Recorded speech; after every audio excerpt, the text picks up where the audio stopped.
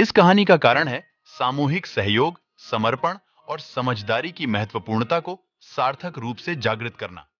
यह कहानी दिखाती है कि छोटी-छोटी क्रियाएं और सामान्य व्यक्ति कैसे समुदाय में बदलाव ला सकती हैं। कहानी द्वारा सिखाया जाने वाला मुख्य सिद्धांत है कि सहायता, संबंध बनाए रखना और सामूहिक समर्पण से ही समाज में सुधार संभव है। इससे हमें यह सीखने को मिलता है कि हर व्यक्ति की छोटी सी क्रिया भी बड़ा परिणाम ला सकती है और सामूहिक समर्पण से ही विकास हो सकता है। यह कहानी एक साधारण दूध विक्रेता के माध्यम से हमें दिखाती है कि अगर हम एक दूसरे के साथ मिलकर काम करें तो समुदाय किसी भी मुश्किल को पार कर सकता है और एक सकारात्मक परिवर्तन ला सकता है। कहानी एक समय की है, शांत गांव सूर्यनगर में, जहां एक विनम्र आदमी आनंद नामक व्यक्ति रहता था। उसे दुद्ध कहा जाता था। स्थानीय भाषा में दूध विक्रेता का उपनाम होता था। लेकिन आनंद सिर्फ एक साधा दूध उत्पादक नहीं था, वह पूरे समुदाय के लिए प्रेरणा की रोशनी थे। आनंद का दिन सूर्य के स्वर्णिम किरणों से कहीं पहले ही शुरू होता था। एक मजबूत दिन योजना और एक पुराने मजबूत दूध की कुप्पी के साथ वह सूर्यनगर की हरित मैदान और प्यारे सड़कों का निरंतर यात्रा पर निकलता था। तथापि आनंद का यात्रा केवल दूध पहुंचाने की एक रूटीन नहीं थी, यह प्रेम की शक्ति का साक्षात्कार करने का साक्षात्कार था। जब आनंद गांव में चलता तो उसकी आंखों में दया की रोशनी चमकती और उसका गर्म मुस्कान भी सबसे अच्छा दिन को भी रौनक भर सकती थी। दूध को वास्तविक बनाने वाली बात यह नहीं थी कि उसने किसी को दूध पहुंचाना था, बल्कि उसने हर व्यक्ति के लिए दिखाया कि वह सेवा करने में आत्मनिर्भर हैं, जिससे उनके दैहिक और आत्मिक लाभ होते हैं। एक दिन सूर्यनगर ने एक अपूर्व चुनौती का सामना किया। एक भारी बारिश ने एक भयंकर बाढ़ बना दी। बहुत से घर डूब गए और परिवार बहुत से स्थिति में फंसे रह गए। गांव उदासी में था और सहायता की भावना वातावरण में बसी रही। हालांकि आनंद ने इसे समुदाय की वास्तविकता बनाने का एक अवसर माना। बिना किसी हिचकिचाहट के आनंद ने गांव वालों को समर्थन का जाल बनाने के लिए प्रेरित किया। उन्होंने गांव के लोगों को बचाव के प्रयासों की संगठन करने के लिए उत्तेजित किया, सुनिश्चित किया कि कोई भी पीछे न रह जाए।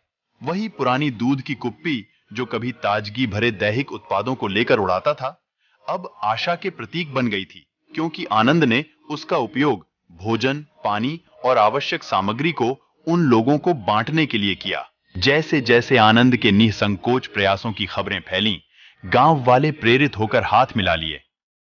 जो एक व्यक्तिगत प्रयास था, वह सामूहिक भलाइयों की दिशा में बदल गया।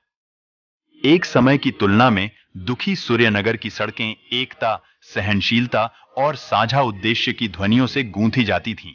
समुदाय के संग पुनर्निर्माण के बीच आनंद ने अपने साथी बना रखने में कभी टेढ़ाव नहीं दिखाया। उसने करुणा की लहरें नामक एक चरण मुहिम की शुरुआत की, जो हर किसी को छोटे-छोटे दयालु कार्यों को करने के लिए प्रेरित करने के लिए सभी को उत्तेजित करती थी। यह आंदोलन ज्वलंत से भी तेजी से फैल गया।